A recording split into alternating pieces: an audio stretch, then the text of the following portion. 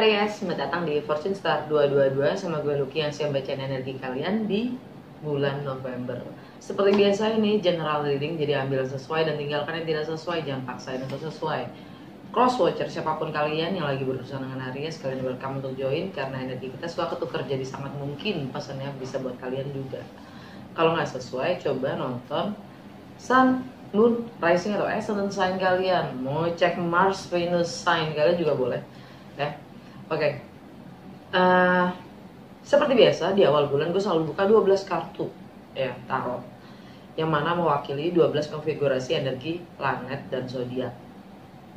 Di bulan November itu dampaknya apa buat Aries? Ya, kalau kalian belum terbiasa dengan cara gue membaca tarot, ya artinya kalian belum subscribe lah ya, gitu. Jadi kalian bisa tengok-tengok ya atau nggak lihat ubek-ubek playlist gue. Ini di sini akan gue tampilin juga ya. Playlist tentang 12 rumah astrologi yang mana isinya 12 video singkat-singkat banget yang menjelaskan setiap rumah astrologinya.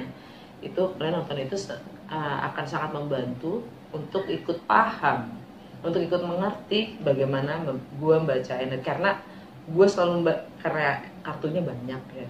Jadi gue nggak bisa baca pakai narasi. Jadi gue hanya membaca esensi dari energi itu sendiri ya. Kalian secara kontekstualnya kalian bisa masukin ke kehidupan kalian masing-masing. Jadi kalian gue ajak mikir, gitulah. Ya.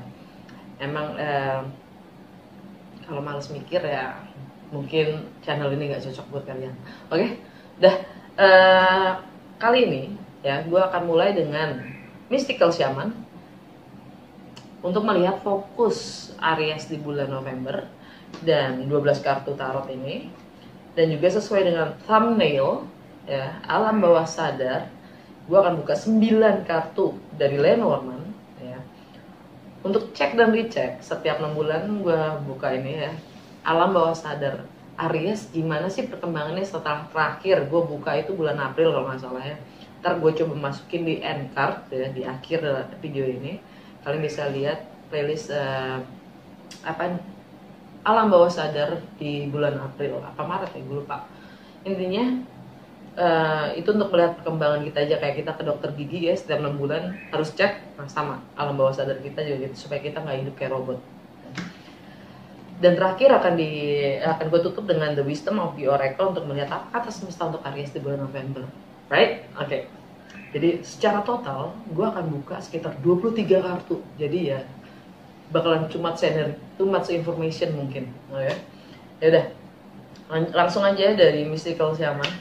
Fokus Aries di bulan November.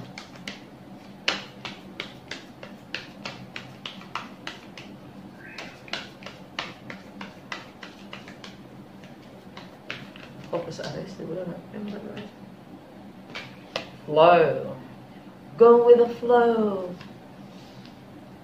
Yep, flow ya, kalian cuma ikutin aja arusnya, karena dengan mengikuti energi ya, ngikutin arahnya arus energi itu malah bisa membantu kita lebih cepat sampai ke destinasi kita.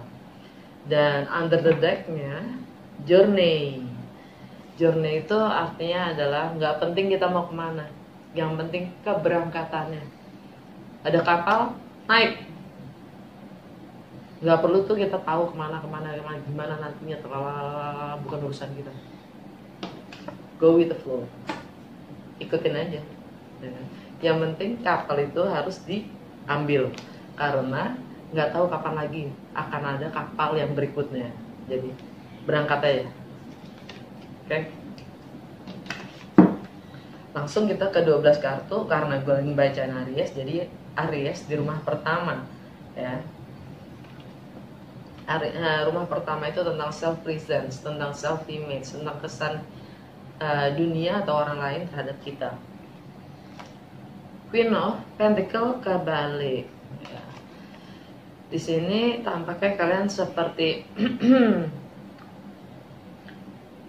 ya, kalian punya kebebasan dalam membangun karir kalian lebih fleksibel, mungkin kalian bebas mengeksplor bagaimana penghasilan kalian, yang mendapatkan penghasilan, reputasi kalian pun juga fleksibel enough ya. status kalian juga ya kalian bebas ya, sampai orang lihatnya kayaknya kita, gue ngomong kita karena moon sign gue Aries. Queen of Pentacles tuh kesannya kita senang-senang mulu gitu.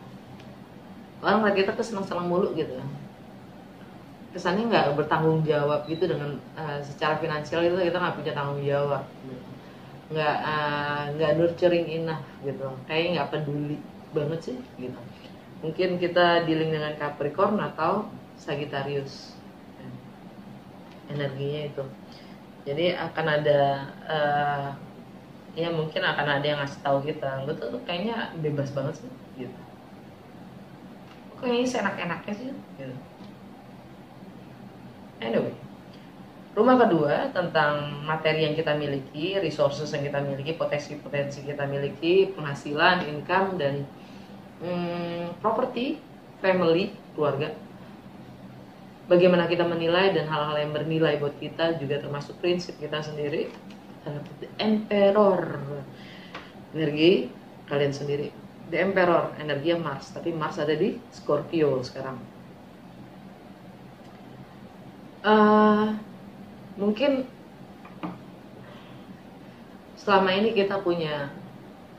kita merasa kita punya kuasa atau kendali akan segala hal yang kita miliki, tentang resources yang kita miliki, dan mungkin sudah saatnya itu sudah berakhir. Kita nggak punya kuasa itu. Yap, karena di rumahnya Scorpio, ini energi Mars. Mars di Scorpio itu ada energinya the world, siklus yang sudah komplit. Ini energi Aquarius. Saturn dan Jupiter ada di situ, ya kan? Yang mana adalah ending, yang memang sudah seharusnya ending dengan bahagia ya, dengan kebahagiaan. Kita mengakui kalau kita nggak punya kuasa.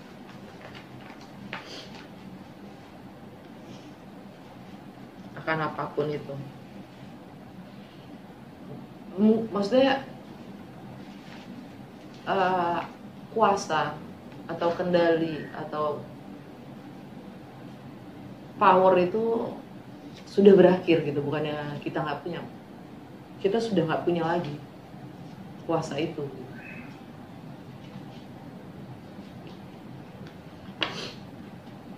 Rumah ketiga tentang persepsi, mindset, komunikasi dengan lingkungan terdekat, dan wawasan atau pengetahuan yang kita miliki sehingga saat ini. Terdapat Five of Wands, energi Leo. Akan ada komunikasi, akan ada diskusi, perdebatan, konflik yang akan mengarahkan pada pencerahan itu sendiri, atau solusi atau keputusan. Ya.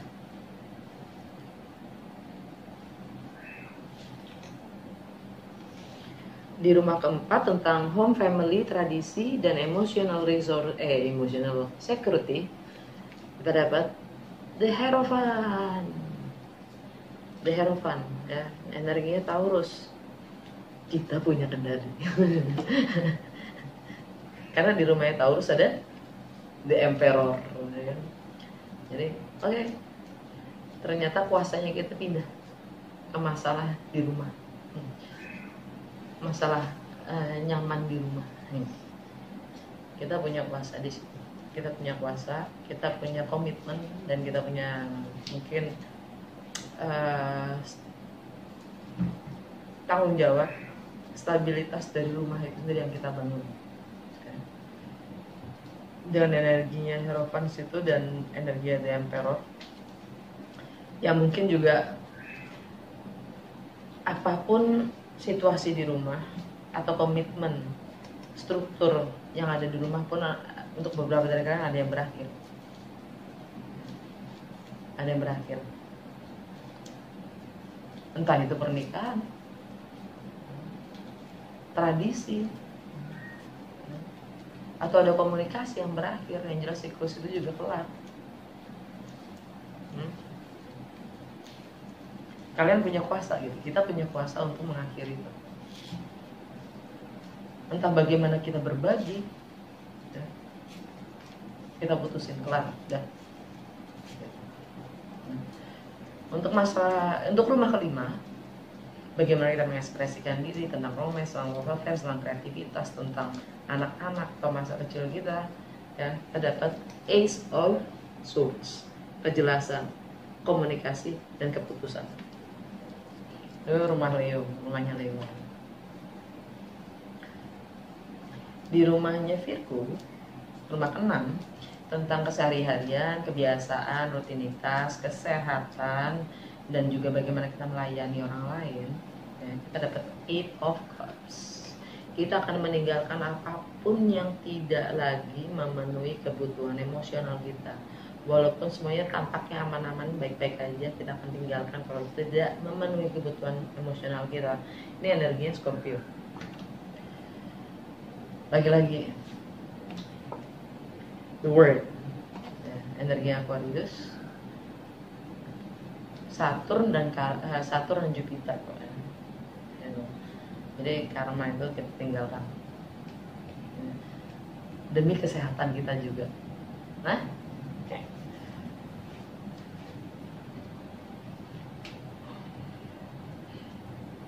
Di relationship, dengan diri kita sendiri dan orang lain, sesama, pasangan, kakak, adik, orang tua, whatever, dengan sesama. Kita dapat Nine of Pentacles. Kita mandiri, independen, merasa kecukupan dengan apapun yang kita miliki, ya. Itu energi Virgo. Lagi-lagi kita akan meninggalkan apapun yang tidak sesuai dengan kebutuhan emosional kita. Untuk rumah ke-8, bagaimana kita berbagi, entah itu tentang seks, intimacy, tentang properti, warisan, ideologi, finansial, the world, siklus yang sudah komplit. Energi Aquarius, di rumahnya Aquarius ada ini, Ten of Cups. Ada kebahagiaan di situ, ada kebahagiaan komplit juga. Entah itu bisa berupa ending, bisa juga beginning, ya.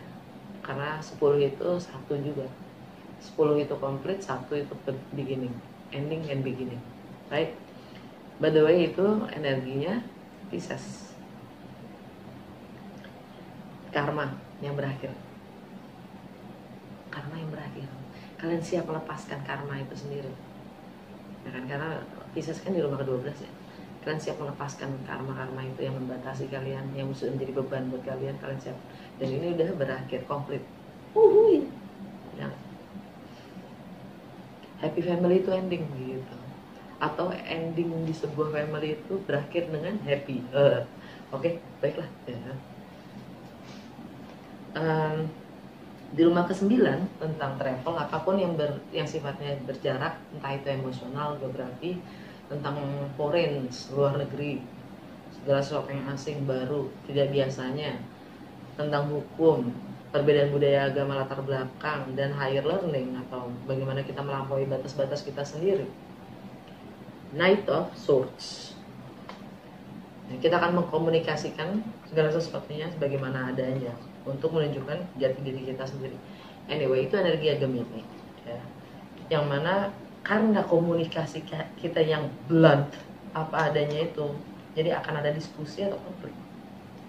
Dan di rumah Gemini, Merkuri, itu ada perdebatan yang akan menghasilkan keputusan dan pencerahan. Baiklah, oke. Ini di rumahnya Sagittarius, ya. Ini rumah Sagittarius dan ada Venus di situ. Jadi kalian akan mengungkapkan, komunikasikan tentang cinta sebagaimana adanya cinta menurut persepsi kalian masing-masing. By the way, dan ini di rumahnya Scorpio, di rumah ke-8, ya. Ada matahari, ada Mars di situ kan. Dan ada new moon Scorpio itu tanggal 4 ya. Jadi nantikan. Dan ini gerhana bulan di Taurus tanggal 19 November. Entah mungkin beberapa kalian justru kalian memiliki kuasa, kalian punya andil, akan kalian ambil kuasa kalian, kendali kalian untuk resources kalian ya.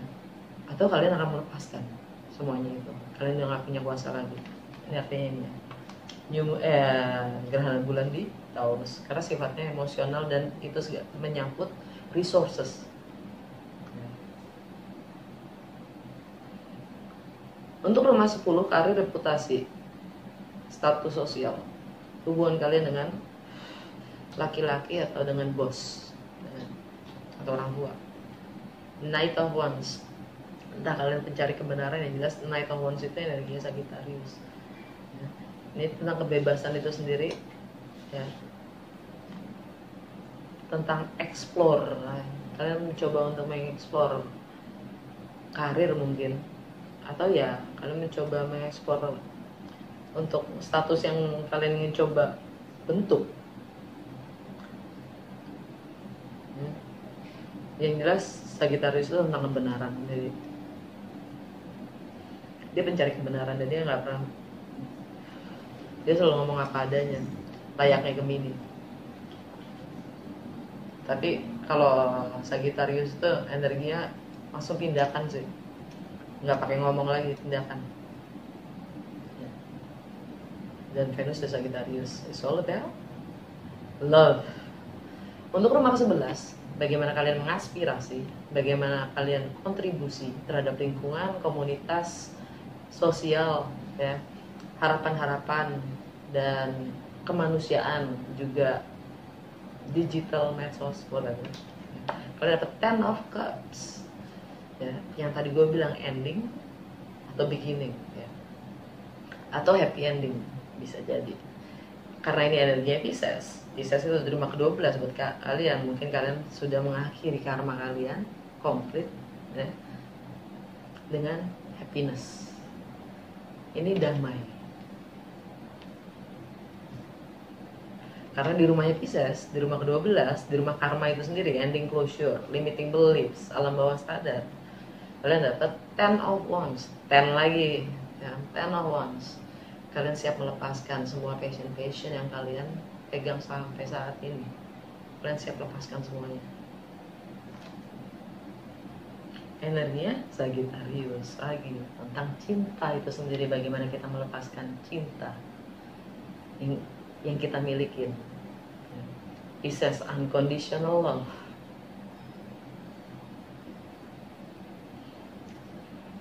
Alam bawah sadar, strength ya. Kita akan ambil keputusan, kita akan mendapatkan komunikasi, kita akan komunikasikan ya. Kita diminta untuk kuat untuk mengkomunikasikannya dan mengambil keputusan itu ya. Dan di bawahnya strength ada apa? The Tower. Ulala, The Tower, energi Scorpio, Mars yang emang planetnya Scorpio tradisional, dan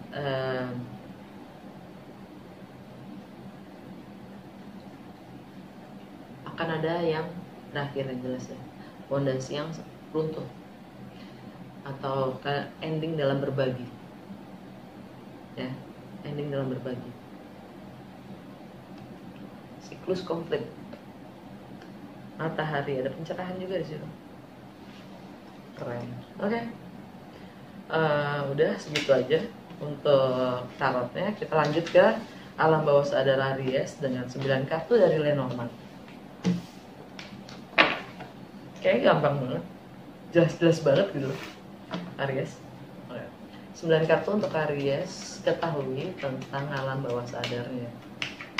9 kartu untuk Aries, ketahui tentang alam bawah sadarnya. Apalagi dong, Stork, Ship, Book, Key, Tower, Star, keren amat, Man, Moon, Lily, Under the Deck, Ring. Oke, jantung bacaan kalian The Tower. The Tower untuk dari Lenormand itu adalah institusi yang bikin peraturan, lembaga yang punya kuasa. Artinya di luar kuasa kita, karena kita bisa ngikutin aja gitu. Kita tinggal di mana di Indonesia, peraturannya apa, dah gitu. Ikutin aja gitu. Itu jantung bacaannya. Di benak kita adalah travel atau journey itu sendiri, perjalanan. Fokus kita adalah kunci, bagaimana membuka atau menutup. The Star, destiny, untuk mencapai takdir kita. Fondasinya adalah apa yang kita rasa atau intuisi kita sendiri. Saat ini yang kita hadapi adalah yang baik untuk perubahan yang kita inginkan, apa yang harus kita dalami, perdalam, pelajari lebih lanjut. Semua itu dalam proses perjalanan ya, untuk perubahan itu sendiri.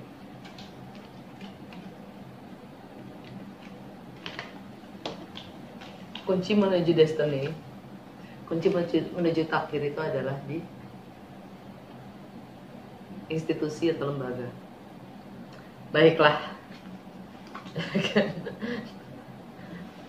Dan alam bawah sadarnya, hasrat dan tindakan kita akan apapun yang kita rasa.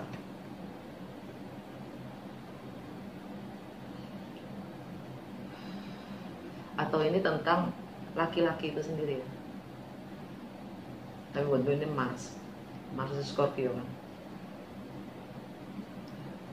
Tindakan untuk apa hasrat kita itu, kita harus dengarkan intuisi kita. Dan alam bawah sadarnya adalah ring, komitmen, kontrak, pembayaran. Di bawahnya tapi ada snake. Hati-hati ya Bob, hati-hati sama motif-motif yang tersembunyi, atau ada yang ingin mengontrol, ada yang ingin kontrol, ada yang ingin menguasai, ada yang mau modus-modus tersembunyi.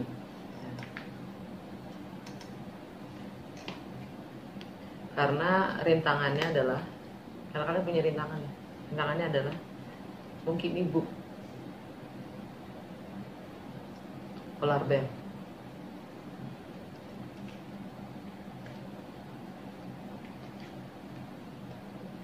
yang bermuka dua. Oke. Gila, jelas banget. Sorry, gue cuman bacain aja ya apa yang ada. Kita lihat dari Wisdom of the Oracle, apa kata semesta untuk Aries di bulan November.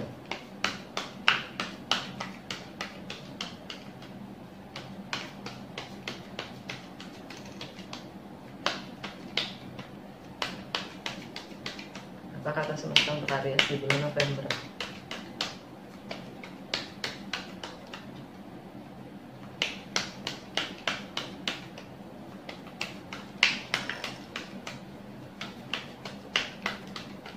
Ih, gak keluar.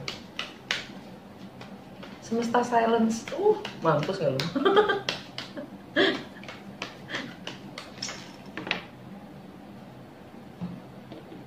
Unfinished business, unfinished symphony, unfinished business. Sesuatu yang gak kelar. Imagine, bayang no. Nah, under the deck-nya apa? Go the distance.